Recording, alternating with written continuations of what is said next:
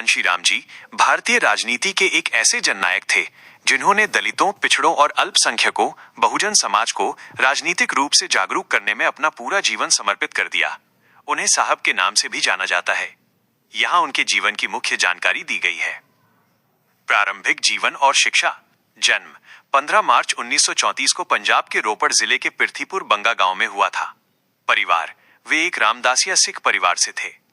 उनके पिता का नाम श्री हरि सिंह और माता का नाम श्रीमती बिशन कौर था।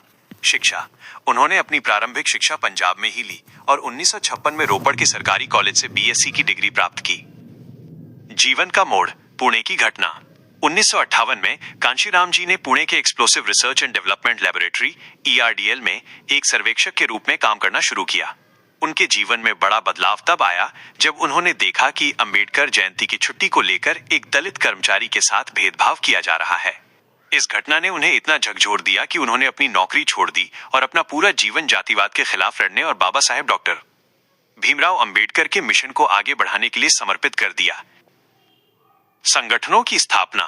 कांशीराम जी ने सीधे राजनीति में आने के बजाय पहले समाज को संगठित करने का काम किया। उन्होंने 3 प्रमुख संगठनों की स्थापना की। 1.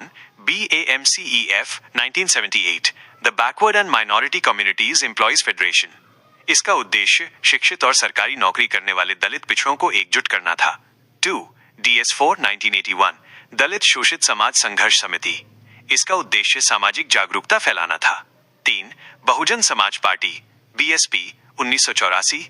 14 अप्रैल 1984 को उन्होंने बसपा की स्थापना की, जिसका मुख्य उद्देश्य Bahujan Samaj, SC, ST, OBC और अल्पसंख्यक के हाथ में राजनीतिक सत्ता सौंपना था। राजनीतिक संघर्ष और सफलता।